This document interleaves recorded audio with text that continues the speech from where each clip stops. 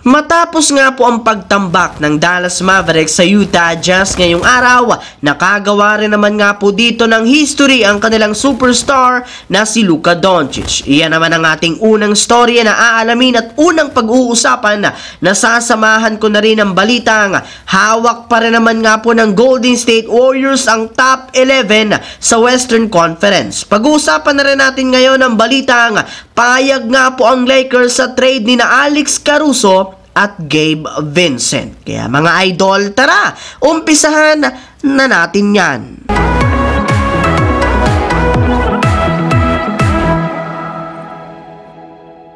Literal nga po mga idol, kinawawa ng husto ng Dallas Mavericks ang Utah Jazz sa kanilang game ngayong araw matapos nila itong tambakan ng 50 points sa score na 147-97. Pero ang mas nakakabigla nga dito ay ang ipinakitang halimaw na performance ng kanilang superstar na si Luka Doncic matapos siyang magtala ng triple-double sa loob lamang ng 3 quarters sa kanyang nagawang 40 points, 10 rebounds, 11 assists sa kanyang 14 out of 25 shooting. At dahil nga sa kanyang ipinakitang laruan, nalampasan niya na nga ang NBA legend na si Larry Bird sa ika-9 na pwesto sa may pinakamaraming naatalang triple-double sa history ng NBA matapos siyang makakuha ngayon ng 60 triple-doubles. Maliban nga po dyan ay si Luka Doncic rin naman ang kauna-unahang player sa NBA history simula pa taong 1996 to 1997 na nakapagtala ng 25 points triple-double sa halftime. Kaya di na nga nakapagtataka kung bakit pinagkaguluhan siya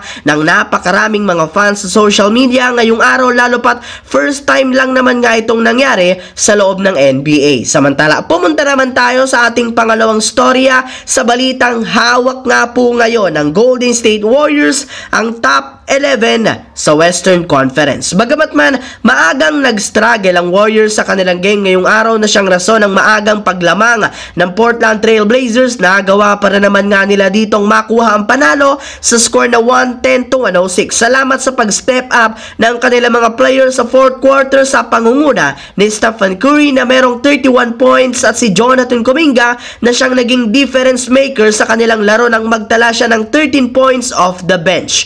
Kaya sa pagkapanalo nga po ng Warriors ngayong araw, angat na nga sa 10 wins, 11 losses ang kanilang record. Ang kaso lamang sa kabila nga po niyan, nananatili para naman ngang hawak nila ang top 11 sa Western Conference matapos manalo rin ang Los Angeles Clippers sa naging laro nito kontra sa Denver Nuggets. Kaya wala pa rin naman talagang pagbabagong naganap sa Golden State Warriors, gayong maliban nga sa kanilang standings, malamya pa rin naman ang kanilang performance since nahihirapan pa nga sila na manalo sa isang mahinang team katulad ng Blazers na wala pang DeAndre Ayton at Jeremy Grant. Habang lumiko naman tayo sa ating huling storya sa balitang payag nga po ang Lakers sa trade ni na Alex Caruso at Gabe Vincent. Alam naman nga po ninyo na isang manlalaro na lang naman ang hinihintay ngayon ng Los Angeles Lakers bago makumpleto ang kanilang lineup. At eto nga, walang iba kundi ang kanilang point guard na si Gabe Vincent na hanggang sa ngayon meron pa ring iniindang injury sa kanyang katawan. Pero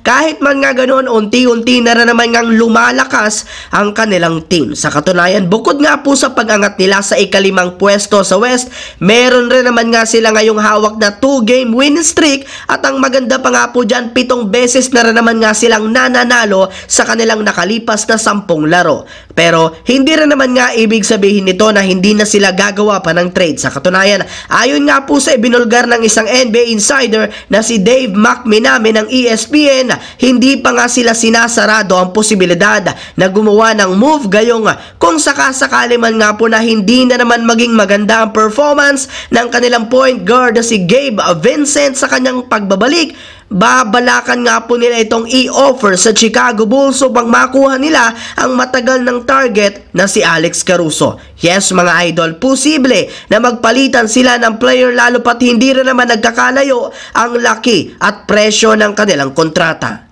So yun lamang mga idol ang ating pinakabagong balita ngayon na ating pinag-usapan dito sa aking YouTube channel. Once again, This is your J-Zone TV. Huwag kalimutang mag-like at syempre mag-subscribe na rin, pindutin ang notification bell sa akin channel para lagi kayo maging updated sa mga nangyayari sa NBA. I-follow, bisitahin at i-like ang ating Facebook page, J-Zone TV. Maraming salamat mga idol.